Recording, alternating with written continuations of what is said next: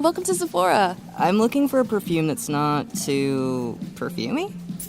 I got you. Serum moisturizer or moisturizer serum. Let's get into layering. My concealer is making me look worse? Sounds like the wrong shade. Let's get you matched. There's only one store that really gets what you're going for. Get beauty from people who get beauty.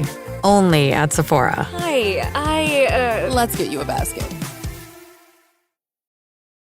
This episode is brought to you by LifeLock. When you visit the doctor, you probably hand over your insurance, your ID, and contact details. It's just one of the many places that has your personal info. And if any of them accidentally expose it, you could be at risk for identity theft. LifeLock monitors millions of data points a second. If you become a victim, they'll fix it, guaranteed, or your money back. Save up to 40% your first year at lifelock.com/podcast. Terms apply.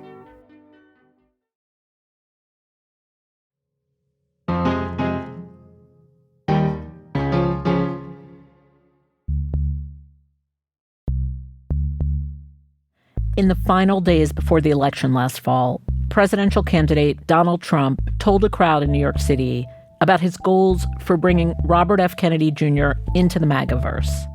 I'm going to let him go wild on health. I'm going to let him go wild on the food. I'm going to let him go wild on medicines. Wild on medicines. Or more accurately, vaccines. That has been apparent over the past couple of months. There is unease, if not panic, in the medical community after HHS Secretary Robert F. Kennedy Jr. ousted the entire CDC Vaccine Advisory Committee. In Texas, an unvaccinated child has died from measles. The first death from the disease in a decade comes amid a growing outbreak in Texas. Confusion about who can access vaccines mirrors chaos at the CDC. The White House named a new interim head of the agency with no medical background, prompting the resignation of 4 senior officials at the CDC. I'm Hannah Rosen. This is Radio Atlantic. Recently, the FDA limited the next round of COVID vaccines to people 65 plus or at risk of serious health complications. And then last week, the administration fired the director of the Centers for Disease Control, and then several key officials resigned in protest. Now, if you're visiting the doctor this month, you're not likely to immediately notice these changes. But behind the scenes, the American vaccine infrastructure that has been in place for decades is coming apart. And that could have massive consequences. To explain exactly how, we have science writer Katie Woo. Katie, welcome back to Radio Atlantic. Always good to be here. So last time I talked about vaccines on this show, which was in December, Robert F. Kennedy Jr. was just nominated as Secretary of HHS, and we talked a lot about vaccine infrastructure and how it was more fragile than people realized and could easily come apart. But then it was totally theoretical. Like, we had no idea what would actually happen. So when you look back at his tenure, which is 7 months or so, what are, say, like 3 important vaccine moments that stand out to you? I'd say he really started setting the tune for his tenure when he began responding to the measles outbreak, a response that was delayed, and then a response that was heavily focused on vitamin A rather than vaccination, which is far and away the best way to prevent and help contain measles outbreaks, which basically only happen in this country when vaccination rates drop. At the FDA, he has pressured his appointees to restrict COVID vaccine approval so that it will be much, much, much harder for the public to access COVID vaccines in the future. And he's done a kind of mirror image move at CDC where he has limited the recommendations for COVID vaccines and also very recently ousted officials that he thinks would have stood in his way if he were to enact further changes in that respect. And also, adjacent to CDC, he has totally dismissed the expert panel that advises the CDC on vaccines and replaced them with handpicked appointees, many of whom totally lack expertise in vaccines and are openly anti-COVID vaccine or anti-all vaccine. Right. And those are very important data points. Would you say definitively, I'm trying to take a temperature check since back then we were a maybe, that RFK Jr. and the Trump administration are trying to disrupt the vaccination program, upend the vaccination program? Like, is there a verb that you feel good definitively getting behind? I think there's a lot of verbs I could get behind, but probably the one that is particularly apt for this moment is, I would say, he's dismantling vaccine infrastructure. If you look at the immunization schedule right now, it doesn't necessarily look so different than it did last year. The most notable difference right now is changes in recommendations for COVID vaccines, and I do expect further change to occur. But right now, if that's your metric, it might not look so bad. But I think that's a very particular way to look at the vaccine situation. If you look instead at the way vaccine policy is shaped, at the pipeline that vaccines travel through to get from like invention to approval to recommended to actually being accessible by the public, that is where everything is a mess. And so even though it's not like, oh, we have taken away MMR and the Hep B vaccine and you can no longer get the HPV vaccine, it's not like it's that. It's more that they have just fractured this entire pipeline so that vaccines that have any hope of reaching the public, I think it's teeing us up for disaster. I understand. So right now, as a parent, I am a parent. I'm not saying theoretically as a parent. If I look at the vaccine schedule for kids, it will look the same. Like my daily life going to the doctor, it will be basically the same as it was before RFK Jr. took office. But somewhere down the road, the whole idea of vaccines, how they get created, how they get approved, how we build trust in them, that's what's collapsing. Yeah, I think that's right. I think if you go to the pediatrician now, things will feel mostly the same. But I think what RFK has done in these past few months is he has basically, I guess I can say, greased the axles on his anti-vaccine machine. Basically, if he wants to make further changes to the schedule, they will come easier now that he has basically staffed all the personnel at HHS with like-minded people. He has sort of set precedent in terms of changing policies at FDA and CDC that will make it easier to rip vaccines away from Americans.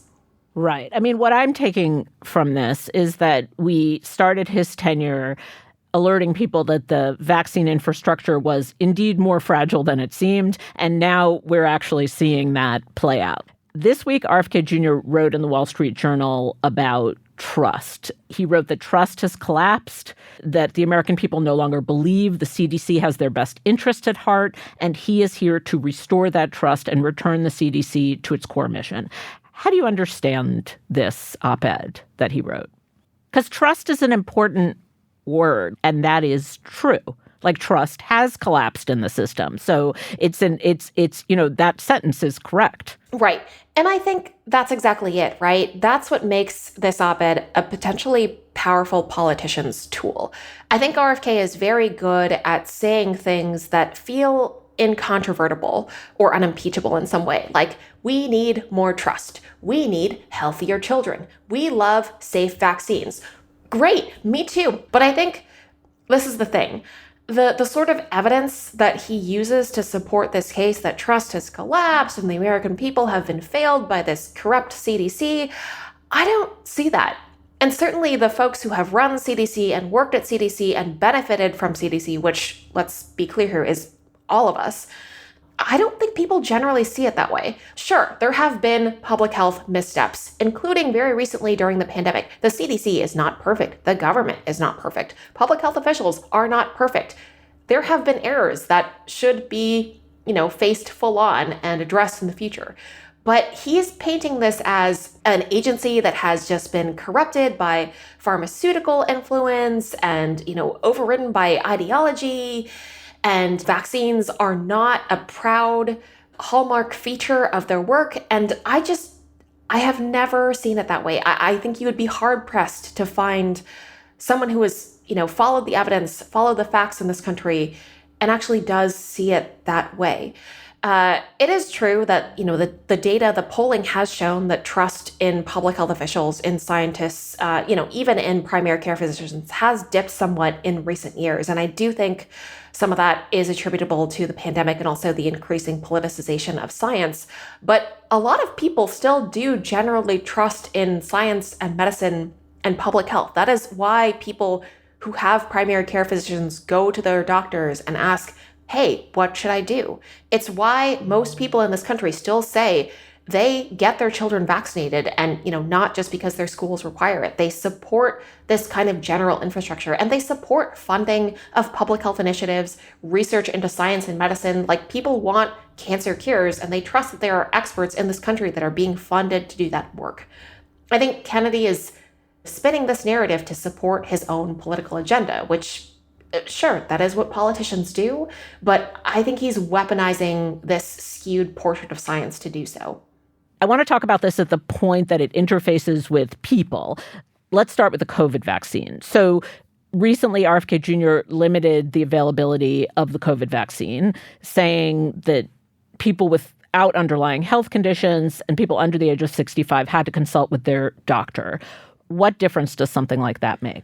I think it makes a difference on multiple fronts. I mean, first and foremost, this is a restriction, right? There are people under the age of 65 who want that vaccine. Mm-hmm. I'm happy to say I was planning to get a COVID vaccine this fall, and I am still going to try to get one. But frankly, I have very little sense right now of how available that vaccine will be to me, if it'll even be on the market in the same way it is now, whether my pharmacy will be willing to give it to me, if my insurer will cover it. Like, it feels like a mess. And having that option taken away from me when the evidence itself hasn't changed makes me feel vulnerable. Like, more people will get sick if they cannot get a vaccine that has the potential to protect them. That is just how the vaccine math works. Mm-hmm. I think the other aspect of this is it's philosophical, it's precedent setting, right?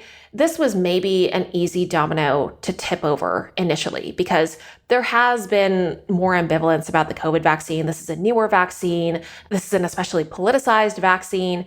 It's a little bit of pandering to Trump's base. I mean, I think a lot of people in that group still have some lingering bitterness over the pandemic. Understandably, that was a really difficult time.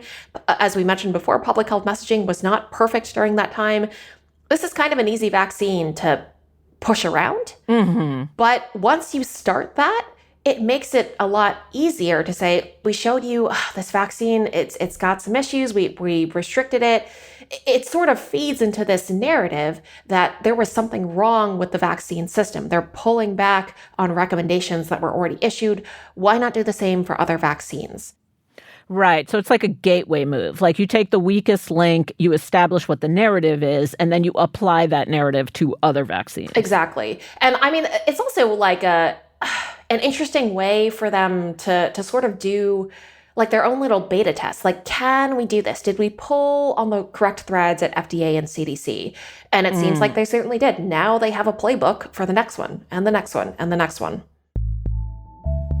After the break, what different states around the country are doing as the federal government makes its anti-vax turn. That's in a moment.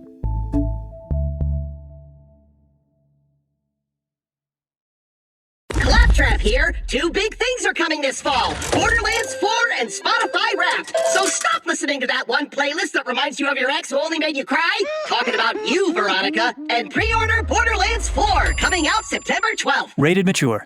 Subtle results, still you, but with fewer lines. Botox Cosmetic, out of botulinum toxin A, is a prescription medicine used to temporarily make moderate to severe frown lines, crow's feet, and forehead lines look better in adults. Effects of Botox Cosmetic may spread hours to weeks after injection, causing serious symptoms. Alert your doctor right away as difficulty swallowing, speaking, breathing, eye problems, or muscle weakness may be a sign of a life-threatening condition. Patients with these conditions before injection are at highest risk. Don't receive Botox Cosmetic if you have a skin infection. Side effects may include allergic reactions, injection site pain, headache, eyebrow and eyelid drooping, and eyelid swelling. Allergic reactions can include rash, welts, asthma symptoms, and dizziness. Tell your doctor about medical history, muscle or nerve conditions including ALS or Lou Gehrig's disease, myasthenia myasthenia gravis or Lambert-Eaton syndrome and medications, including botulinum toxins, as these may increase the risk of serious side effects. For full safety information, visit BotoxCosmetic.com or call 877-351-0300. See for yourself at BotoxCosmetic.com.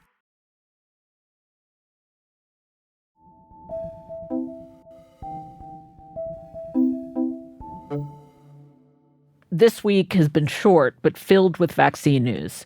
California, Oregon, and Washington State announced they're joining together to coordinate vaccine recommendations in a thing they're calling the West Coast Health Alliance.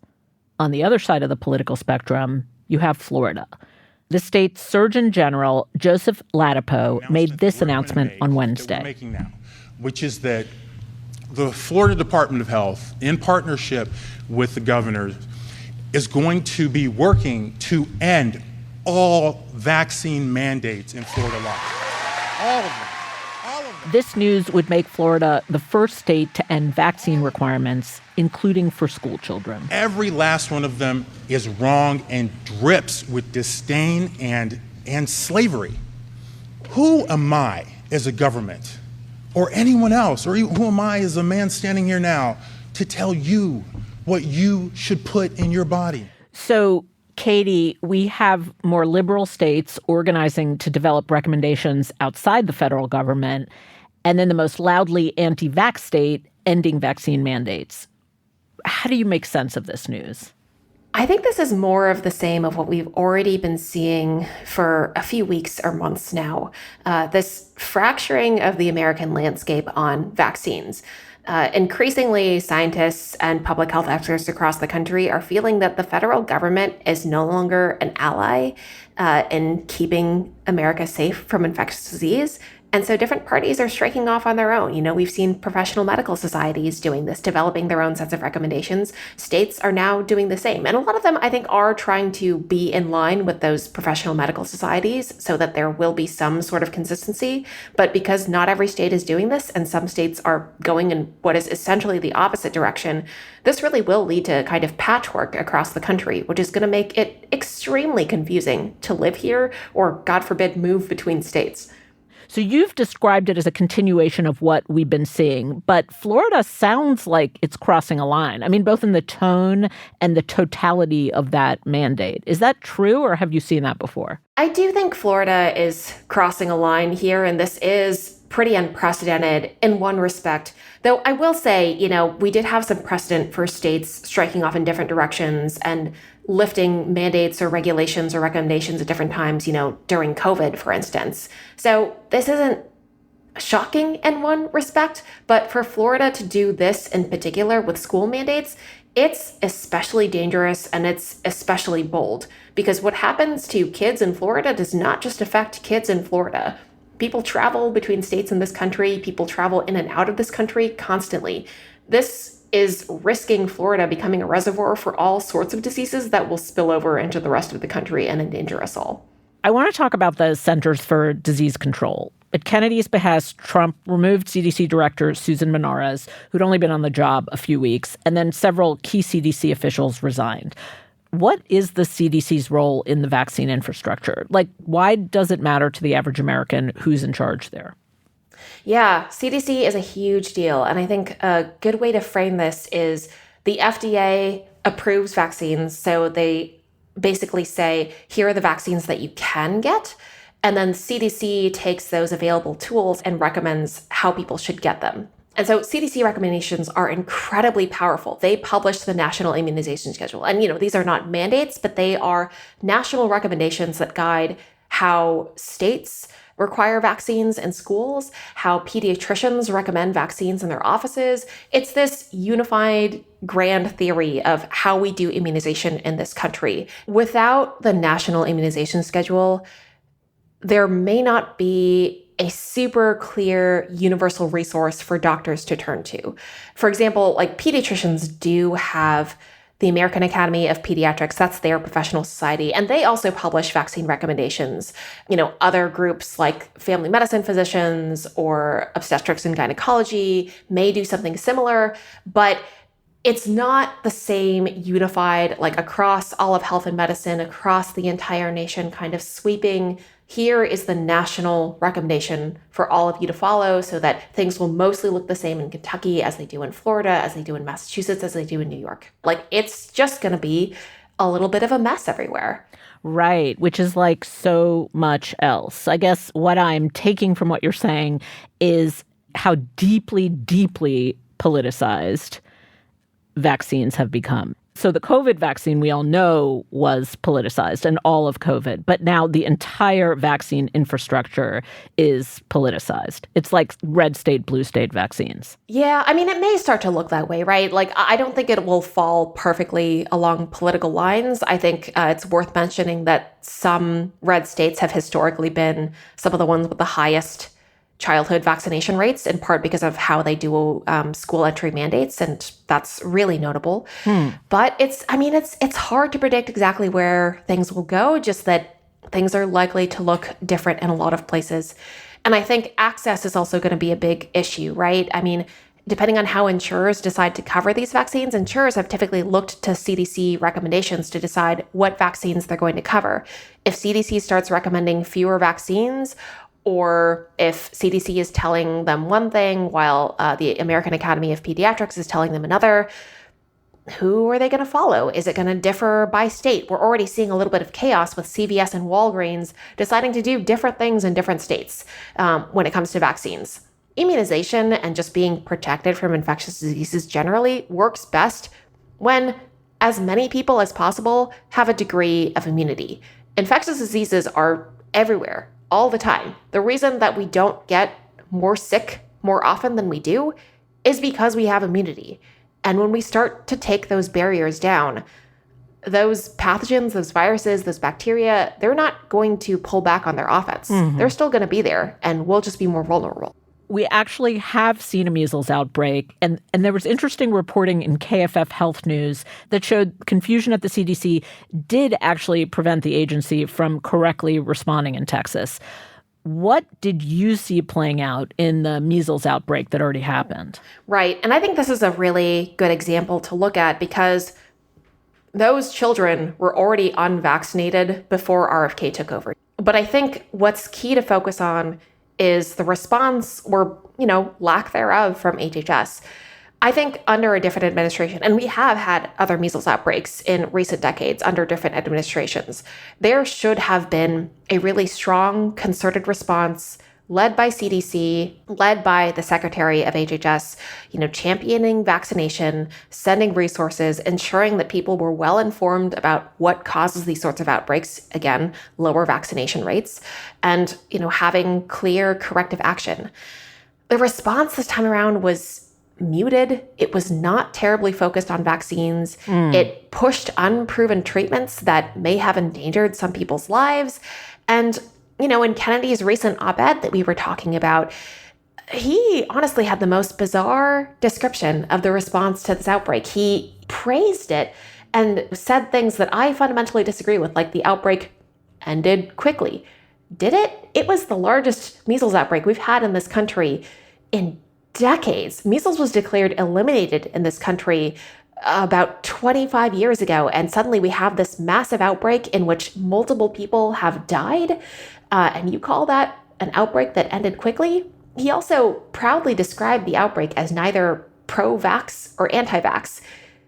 A reasonable and science-based response from HHS to a measles outbreak should fundamentally be pro-vaccine. I have to say I was surprised by how that played out, because I think when he first took office, I had in my head, okay, one child will die or two children will die, and then it will end all this anti-vaccine sentiment. Like, people will just kind of wake up from this and realize, oh no, vaccines keep children from dying. And that is not what happened. I think immediately when you saw those children die, you saw people pointing to, they must have had underlying conditions. They must have been malnourished. Look, that's support for this broader narrative about chronic diseases being the primary issue, nutrition being the primary issue. People see what they want to see. And I think that is a really powerful way for politicians to push their particular narrative. I do think it was encouraging that a lot of people's response to this outbreak was to ensure that their kids were vaccinated or even get their kids early vaccines if they were close to the outbreak region. That was a very smart move if that's what they did. But that definitely was not universal. And, measles outbreaks are kind of a canary in the coal mine. We start here, but it is just a prelude for many, many more similar outbreaks to come. Right. Okay, so we've described a situation where the infrastructure is falling apart. It's a little bit of a free fall. There are not people at the CDC who can stop it. In other actions that Trump and his administration have taken, we generally have relied on the courts, say, as a backstop against some of the more extreme policies. Is there a backstop when it comes to public health? Like, is there someone who can say no to the Secretary of HHS or the CDC? So there certainly have been legal challenges to some of what Kennedy has done at HHS. For example, the American Academy of Pediatrics and some other professional societies sued HHS. Individual researchers have sued HHS and Kennedy. It definitely has happened.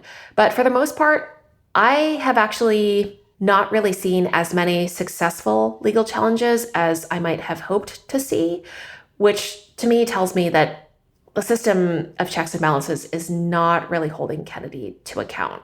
And in particular, in the realm of public health, the secretary is extremely powerful. We have seen some moves at HHS overridden by the White House, but not very many. It seems for the most part, Trump has been pretty happy to let Kennedy do what he wants. He does not seem to be standing in the way of his anti-vaccine moves, including moves that have fundamentally undermined Operation Warp Speed, which was, if you remember, the Trump initiative in 2020 that got us COVID vaccines so quickly. Okay, so that's a no for the short term. Maybe my last question then is about the long term. Can you build back up a vaccine infrastructure? What does that take? And then the more difficult question, can you build back up trust? Like a place where public health is actually meaningful, people trust that the government is looking out for the public health and it's not state by state, parent by parent. Yes, but it will take a very, very, very long time, possibly longer than it took to build these systems up in the first place. I think in most cases, it's fundamentally more difficult to rebuild something that has been destroyed than it is to build something from the ground up. Because when you're building something from the ground up, there isn't necessarily as much resistance and broken trust to contend with. To build things back up, we will have to tell people to trust in entities that they have learned to distrust. We will have to tell experts to come back together. We basically have to ask people to get along in the wake of war.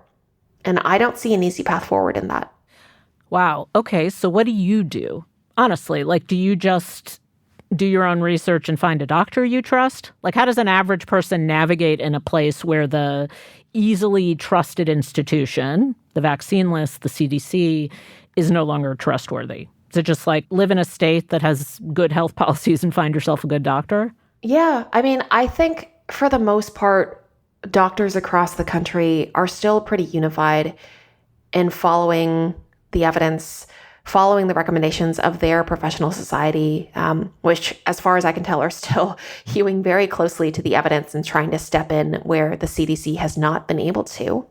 And so people should feel comfortable in trusting their doctors for the most part.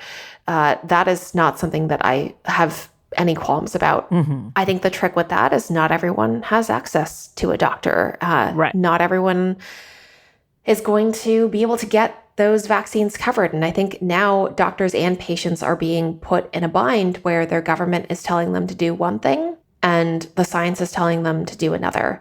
And when you factor in money and logistics and just all the challenges to getting adequate healthcare in this country, I think it's going to get messy very quickly.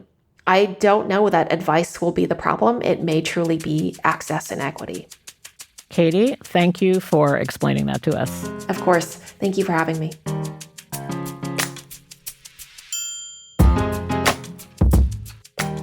This episode of Radio Atlantic was produced by Rosie Hughes. It was edited by Kevin Townsend. Rob Smerciak engineered and provided original music. And Sam Fentress fact-checked. Claudina Bade is the executive producer of Atlantic Audio, and Andrea Valdez is our managing editor. Listeners, if you like what you hear on Radio Atlantic, you can support our work and the work of all Atlantic journalists when you subscribe to The Atlantic at theatlantic.com/listener. I'm Hannah Rosen. Thank you for listening.